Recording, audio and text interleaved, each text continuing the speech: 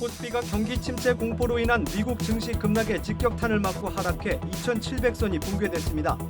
2,700선이 무너진 것은 종가 기준으로 2달 만입니다.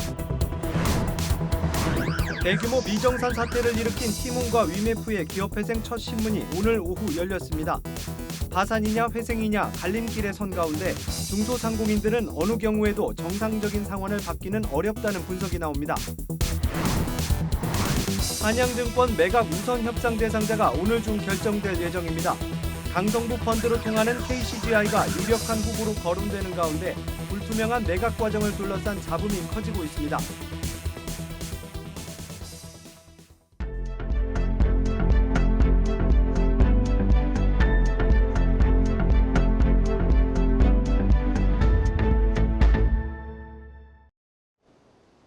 뉴스플러스 시작합니다. 미국의 경기 침체 우려로 아시아 증시가 폭락했습니다. 코스피는 100포인트 넘게 빠졌고 일본 니케이는 5.8%라는 기록적인 하락폭을 보였습니다. 대통령실까지 직접 나서 이번 하락은 일시적인 현상이라고 진화에 나섰습니다. 증권부 최민정 기자와 짚어보겠습니다. 최 기자, 오늘 증시 마감 상황 짚어주시죠. 네, 오늘 코스피는 101포인트, 4% 가까이 빠지며 2,676선에 장을 마쳤습니다. 코스피가 100포인트 넘게 하락한 건 팬데믹 공포로 급락한 2020년 6월 이후 4년여 만에 처음입니다. 코스닥 역시 10개월 만에 780선 밑으로 추락했습니다. 외국인이 선현물 시장에서 4조 원 가까이 팔아치웠기 때문입니다. 기관 역시 1조 원 가까이 던지며 지수 하락을 부추겼습니다. 일본 니케이 지수는 5.81%라는 믿기 어려운 하락폭을 보였습니다. 이는 아시아 외환 위기가 닥친 1987년 이후 사상 두 번째 큰 낙폭으로 일본 은행의 금리 인상 직격탄을 맞았습니다. 다른 아시아 국가도 비슷한 상황으로 홍콩, 중국 중심으로 하락세를 면치 못했습니다. 증시 하락을 주도한 건 반도체주인데요. 간밤 미국 필라델피아 반도체 지수가 7% 넘게 폭락하자 일본 도쿄 일렉트론, 한국의 SK 하이닉스가 10% 넘게 급락하며 이 지수 하락을 주도했습니다. 네, 어제만 해도 미국의 9월 기준금리 인하 기대감에 시장이 반등세를 보이면서 환호를 했었는데 오늘 이렇게 분위기 반전한 이유는 뭡니까? 네, 간밤 발표된 미국 제조업 고용 지표의 부진이 이 경기 침체의 우려를 부각시켰기 때문입니다. 네. 연준이 금리 인하의 기회를 놓쳤다.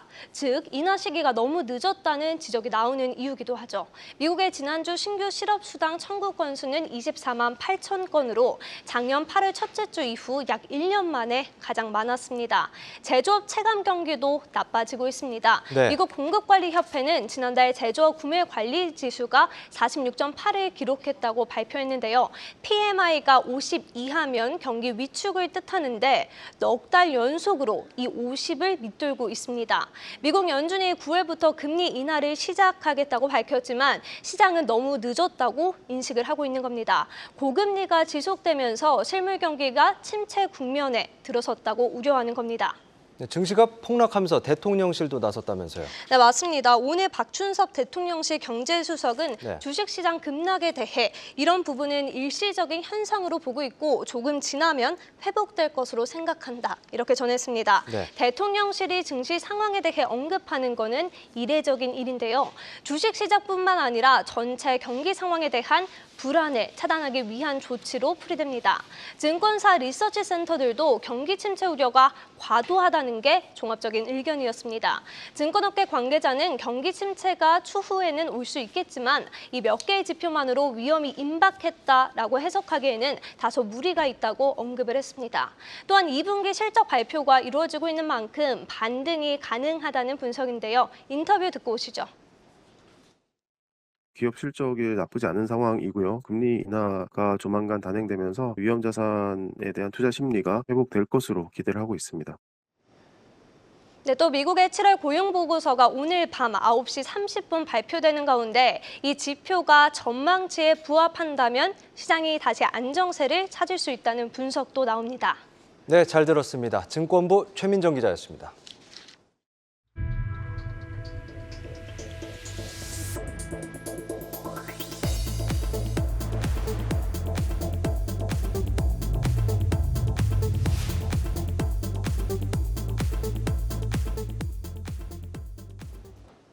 대규모 정산 지연 사태를 일으킨 티몬과 위메프의 기업 회생 신문이 조금 전 서울 회생법원에서 시작됐습니다.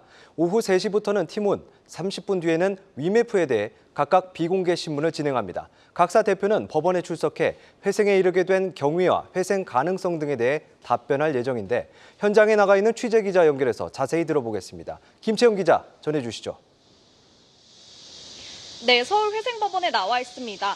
조금 전 오후 3시와 3시 30분에 시작된 티몬과 위메프 대표에 대한 회생 신문이 방금 끝났는데요. 신문은 약 1시간 동안 진행됐고 두 대표가 함께 받은 것으로 전해졌습니다. 법원에서 함께 나온 두 대표는 성실히 답변에 임했다고 말했습니다. 오후 2시 50분경 차를 타고 온 류강진 티몬 대표는 굳은 표정으로 취재진 앞에서 소비자와 판매자 등 피해자들에게 고개 숙여 사과했습니다. 인수합병이나 외부 매각 중 고려하는 것이 있냐는 취재진의 질문에는 모든 것을 고려하고 있다고 답했는데 직접 한번 들어보시죠. 그룹 차원의 노력도 있겠지만 이사에서 독자적인 생존을 팀원 대표로서 모색을 해야 된다고 생각하고 M&A나 투자 유치도 당연히 염두에 두고 소통하고 있고 노력 중에 있습니다. 뒤이어 노타이 차림으로 등장한 류화연 위메프 대표는 계속기업 가치는 800억 원 정도로 잡았고 청산 가치로는 300억에서 400억 원으로 잡힌 것으로 알고 있다고 답했습니다. 또 개인적인 네트워크를 총동원해 인수합병과 매각 논의 중이라며 구영배 큐텐 회장의 해결만을 기다리고 있어선 안 되겠다고 생각했다고 전했습니다. 마지막으로 하고 싶은 말을 묻는 취재진 질문에는 류 대표는 울먹이는 모습을 보이기도 했습니다. 피해 회복을 꼭 하겠습니다. 오늘 온 것도 이 절차가 제가 생각하기에는 가장 피해 회복을 최소화하는 방안이라 생각했기 때문에 온 거고요. 구영배 사장께서는 유화연, 유광진의 단독 행동이다 이렇게 얘기하시는데 절대 그건 아니고요. 법원에 제출한 구체적인 채권단 수와 피해액에 대해 정확히 기억나지 않는다며 답을 피했습니다. 이날 신문의 초점은 기업 회생 가능성에 맞춰졌습니다. 회생이냐 파산이냐 갈림길에 선 티몬과 위메프의 자구책이 가능할지는 조금 더 지켜봐야 할 것으로 보입니다. 지금까지 서울회생법원에서 한국경제TV 김채영입니다. 계속해서 티몬과 위메프 대규모 미정산 사태와 관련해 취재기자와 자세히 알아보겠습니다. 산업부 이지호 기자 나와 있습니다. 이 기자, 이 법원 결정에 따라서 달라지게 되는 게 뭡니까? 네, 일단 법원은 신청 한 달 내에 회생 개시 여부를 결정을 해야 됩니다. 네. 이르면 이달 안에 회생 개시 여부에 대한 윤곽이 드러날 것으로 보이는데요. 회생 개시 결정이 내려지면 법원이 선임한 관리인이 경영을 맡고 조사위원들은 기업의 청산 가치와 존속 가치 등을 산정하게 됩니다. 이를 통해 회생 계획안이 만들어지고 채권자들의 인가를 받아 본격적인 회생 절차에 돌입하게 됩니다. 법원이 회생 신청을 받아들이지 않는 경우에는 회사는 파산하게 됩니다.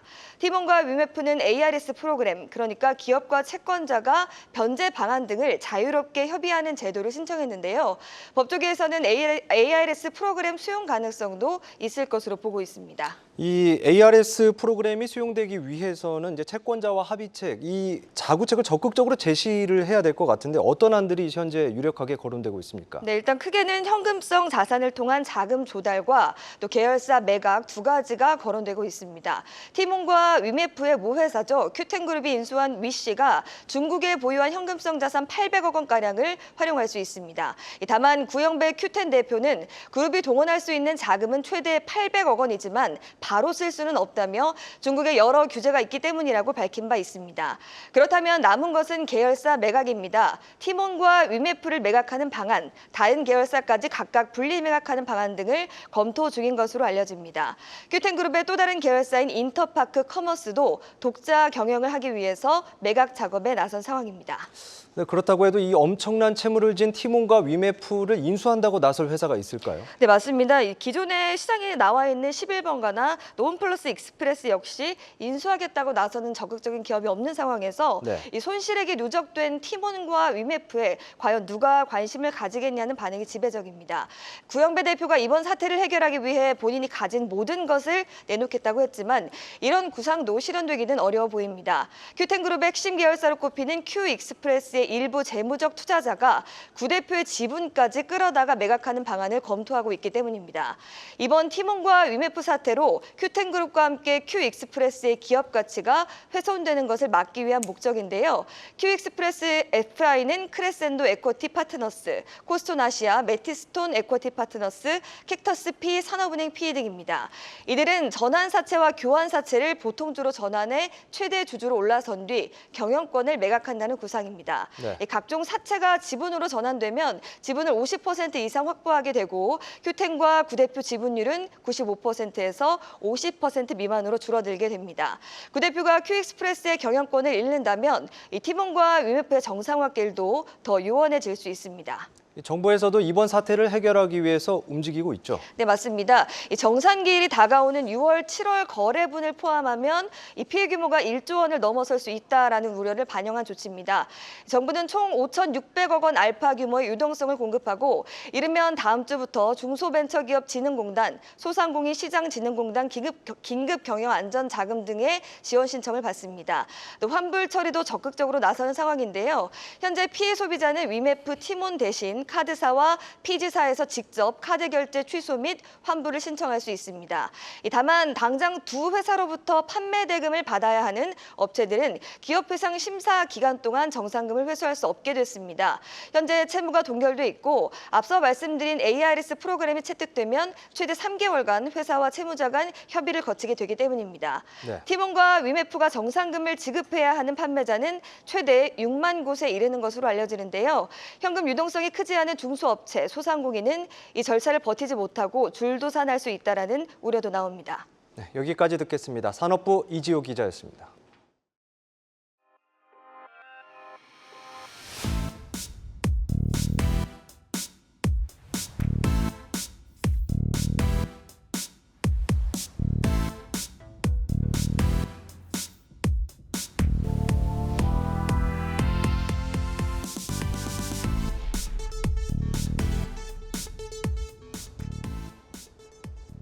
가구업계 1위 자리를 두고 한샘과 현대 리바트의 경쟁이 이어지고 있습니다. 부동산 거래량이 다시 살아나고 원자재 가격이 조금씩 안정을 찾아가면서 가구업계도 조금은 숨통이 트이는 모습인데요. 지난 1분기 줄곧 왕좌를 차지해온 한샘이 현대 리바트의 1위 자리를 내준 가운데 재탈환에 성공할 수 있을지 관심입니다. 신동호 기자입니다. 지난 2022년 상장 이후 첫 적자를 기록했던 한샘. 지난해 흑자 전환에 성공했지만 올해 1분기 줄곧 왕좌를 지켜오던 자리를 현대리바트에 내줬습니다. 외형 확장보다 수익성 개선을 위한 발판을 마련했기 때문입니다. 하지만 분위기는 달라졌습니다. 한샘이 수익성에 집중한 시기를 토대로 1위 자리를 재탈환할 것으로 예상됩니다. 한샘은 외형 성장과 수익성 개선, 두 마리 토끼를 모두 잡는다는 전략입니다. 주택거래 침체 상황에서 흔들렸던 리하우스와 홈퍼니싱 부문에서 시장 수요 변화에 적절히 대응하고 핵심 상품 마케팅에 집중합니다. B2B 사업 확장을 가속화하고 프리미엄 시장 공략도 적극 추진합니다. 하반기 주택거래량이 회복하는 등 시장 환경이 변화된 점도 실적 개선을 이끌 것으로 보입니다. 이러한 변화로 한샘의 올해 2분기 영업이익은 150억 원으로 1년 새 12배 이상 성장할 것으로 추정됩니다. 증권가에선 한샘에 대해 주택거래 회복과 변화된 전략으로 인해 이익 성장이 예상된다며 긍정적인 전망을 내놓고 있습니다. 지난 8월 김유진 대표의 취임 후 추진해온 내실 다지기와 수익성 개선 전략이 빛을 발할 수 있을지 주목됩니다. 한국경제TV 신동호입니다. 68년 역사의 한양증권 매각 과정에서 투명성 논란이 커지고 있습니다. 수천억 규모의 상장사 매각 절차가 주관사 없이 진행되는 데다 기존 최대 주주인 김종량 이사장이 2대 주주로 남으면서 경영권을 우호 세력에 잠시 맡기는 것이 아니냐는 의혹이 일고 있습니다. 증권부 신재근 기자와 얘기해 보겠습니다. 신 기자, 당초 어제 발표될 것으로 예상됐던 우선협상 대상자 선정이 오늘로 미뤄졌습니다. 어떻게 된 겁니까? 네, 그렇습니다. 일단 취재 결과를 종합하면 매각자 측인 한양학원이 이번 주 중 우선협상 대상자를 인수후보에 통보하기로 했는데요. 네. 어제 발표할 것이란 얘기도 있었는데 현재까지 우선협상 대상자를 선정했다는 소식은 전해지지 않고 있습니다. 이를 두고 한양재단 측이 매각 과정을 두고 제기되는 투명성 논란에 부담을 느낀 것 아니냐는 해석이 나오고 있습니다. 앞서 한양학원은 지난 9일 이사회를 열고 한양증권 보유 주식 215만 주 가운데 151만 주가량을 팔기로 했습니다. 보유 지분 16.29% 중 4.99%만 남겨놓고 11.3%를 매각하는 겁니다. KCGI를 비롯해서 KLM 파트너스 컨소시엄, LF, 케이프 증권 등 5곳이 인수전에 뛰어든 것으로 파악됩니다. 매각을 공식화한 지 3주 만에 우선협상 대상자를 선정하면서 이 속도가 매우 빠르다는 평가가 나옵니다. 네. 보통 인수 의향서를 접수한 뒤 본입찰을 하고 그다음 우선협상 대상자를 선정하는데 이번에 본입찰 과정이 생략된 겁니다. 매도자 측이 지분을 빨리 팔아야 할 정도로 한양재단의 자금 상황이 급박하다는 신호로 해석됩니다. 보통은 이런 매각 과정에서 이제 매각 주관사가 끼고 또 본입찰이 절차상으로 들어가게 되는데 좀 일반적인 M&A 절차와는 좀 달라 보입니다. 이걸 두고 좀 뒷말이 무성하죠. 네, 그래서 수의 계약 아니냐고 시장에서는 의혹을 제기하고 있는데요. 네. 일반적인 M&A에서 매각 주관사는 거래 상대방을 주선해주고 인수 후보의 자금 능력 등을 검증합니다. 일종의 공인중개사와 같은 역할을 하는 셈인데요. 이번 거래는 매각 주체인 한양재단 측이 M&A를 직접 관장하는 것으로 알려졌습니다. 실제로 재단 사무국이 매각과 관련한 모든 업무를 처리하고 있습니다. 1,000억 원을 넘을 것으로 예상되는 상장사 매각 거래인 것을 감안하면 매우 이례적인 경우입니다. 이미 상대방을 정해놓고 매각 절차를 진행하는 것 아니냐는 의혹이 제기되는 이유입니다. 네. 한양학원이 한양증권 지분 매각을 공식화한 이후부터 KCGI가 유력 인수 후보로 거론됐는데요. 강성구 KCGI 대표는 이번 매각과 관련한 입장을 묻는 질문에 드릴 말씀이 없다고 말했습니다. 한양학원이 한양증권의 지분을 KCGI에 넘겼다가 나중에 되사하려고 한다는 파킹 매매 의혹도 불거지고 있습니다. 김종량 한양대 이사장이 이번 거래를 마친 뒤에도 한양증권 지분 9%를 보유한 2대 주주로 남기 때문입니다. 한양재단 측 입장을 듣기 위해서 수차례 연락을 시도했지만 답을 듣지 못했습니다. 네, 만약에 이 계약 과정에서 문제가 있는 것으로 밝혀지면은 이제 교육부에서도 대응 방안을 검토할 예정이죠. 맞습니다. 교육부는 수의계약 등 계약 과정에 부당한 문제가 확인이 되면은 대응 방안을 검토해 볼 필요가 있다고 말했는데요. 네. 교육부 관계자는 한양재단이 만약 부당하게 지분을 팔았다면 어떻게 해야 할지 검토해 봐야 할 것 같다고 말했습니다. 교육부 입장에서 이번 한양학원 사례처럼 학교법인의 지분 매각이 흔한 경우가 아니라서 불법인지 아닌지에 대한 내부 검토 과정이 필요하다는 겁니다. 다만 교육부는 계약 과정이 지금까지는 문제가 없다고 판단하고 있습니다. 교육부가 우선적으로 볼 부분은 허가 사항에 맞는 금액에 팔았는지 또 매각 대금을 원래 사용처에 맞게 썼는지인데요. 이사회 결의대로 한양학원은 최소 165억 원 이상 가격으로 지분을 팔아야 하고 매각 대금 절반은 정기예금에 또 나머지 절반은 한양대병원 재정 지원 등에 써야 합니다.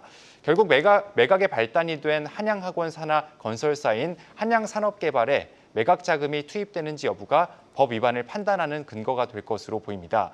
한양산업개발은 부동산 PF 업황 악화로 작년 영업적자를 기록하는 등 재무 상태가 좋지 못합니다. 이 때문에 시장에서는 한양학원이 매각 대금을 한양산업개발 유동성 공급을 위해 쓰는 것 아니냐고 의혹을 제기하고 있습니다. 한양학원이 학교 재산인 한양증권 지분을 매각한 돈으로 회계가 분리된 손자법인인 한양산업개발을 지원하는 것은 사립학교법 위반에 해당합니다. 이 금융회사를 인수하려면 이제 결국에는 대주주 변경 승인 심사를 통과를 해야 됩니다. 이게 이제 또 다른 관문으로 지금 남아 있는 건데 금융당국은 어떤 분위기입니까? 네, 일단 금융당국에서는 현재 불거지는 의혹에 대해서 직접적인 언급이나 판단은 안 하고 있습니다. 네. 아직 최종 인수자가 정해지지 않았고 심사 과정에 있는 것이 아니기 때문인데요. 또 제기되는 의혹이 사실로 밝혀진 것도 아닙니다. 다만 금융당국도 사안을 유심히 지켜보고 있습니다. 금융당국 관계자는 금융감독원에서 해당 사안을 모니터링하고 있다고 말했습니다. 매각 과정에서 법적인 문제가 발견되면 대주주 변경 승인 심사를 통과하기 어려울 것으로 보입니다. 또 경쟁사들로부터 법적 분쟁에 휘말릴 가능성도 제기되는데요. 시장에선 이번 인수전에 참여한 기업들의 의지가 크다고 보기 때문에 공정성 논란이 사실로 드러나면 법적 대응에 나설 가능성도 제기합니다. 특히 구본걸 LF 회장의 증권사 인수 의지가 높은 것으로 전해지고 있습니다. 네, 여기까지 듣겠습니다. 증권부 신재근 기자였습니다.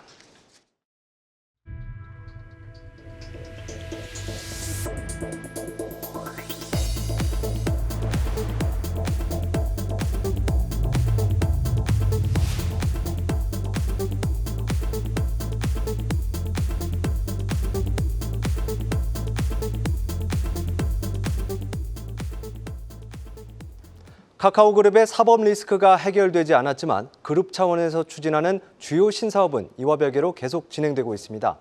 카카오 헬스케어의 경우 인공지능 혈당 관리 서비스의 글로벌 진출을 위해 최근 1,000억 원대 자금 조달 사전 수요 조사에 들어갔습니다. 김수진 기자입니다.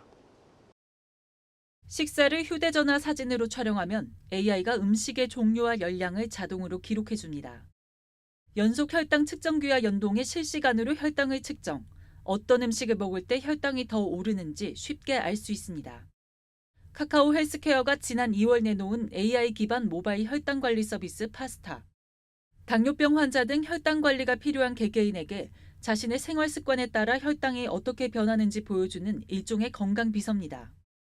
카카오 헬스케어는 아이센스, 덱스콤 등 연속 혈당 측정기를 만드는 의료기기 회사뿐 아니라 당뇨병, 비만 치료제로 유명한 노보 노디스크와도 손을 잡고 서비스를 계속 확장하는 상황. 황희 카카오 헬스케어 대표는 실제로 파스타의 고도화와 글로벌 진출에 총력을 기울이고 있다고 말했습니다. 한국의 서비스를 가지고 글로벌 사업을 꼭 성공을 시키겠다라는 게 저희 목표이기도 하고 또 저희가 받은 미션이기도 하고 사회에서 저희한테 카카오 그룹 전체를 포함해서 저희한테 요청하는 숙제라고 저희는 생각하고 있거든요. 이를 위해 지난 5월 카카오 헬스케어는 모 회사인 카카오로부터 300억 규모 주주 배정 유상증자 진행으로 자금을 조달했는데 최근에는 또 다른 자금 조달을 위해 사전 수요 조사를 진행하고 있다고 밝혔습니다. 추정 투자 유치 규모는 1,000억 원에서 2,000억 원. 서비스를 확장을 하면서 동시에 글로벌 진출을 하기 위한 준비 단계에서 필요한 여러 가지 리소스나 투자나 이런 것들을 염두에 두고 FI뿐만 아니라 SI까지 포함해서 굉장히 다양한 가능성을 열어놓고 이제 태핑을 하는 단계라고 말씀드릴 수 있을 것 같습니다. 황 대표는 파스타 앱의 글로벌 진출에 대해 당뇨병 환자가 1,000만 명이 넘는 일본부터 공략을 시작한다며 내년 론칭이 예정돼 있다고 말했습니다. 지난해 카카오 헬스케어의 매출액은 45억 원, 영업 손실은 220억 원이지만 회사는 오는 2026년 흑자 전환을 기대하고 있습니다. 회사 출범하고 이제 2년 차인데 예정대로 제대로 약속한 시간에 약속한 서비스들을 지금 차곡차곡 다 내놓고 있어서 국내만 가지고도 충분히. 황 대표는 파스타 이외에도 AI 헬스케어 데이터 분석 플랫폼, 병원 컨시어지 서비스 케어챗 등을 통해 정밀 의료를 선보이는 헬스케어 기업으로 회사를 키우겠다고 밝혔습니다. 한국경제TV 김수진입니다.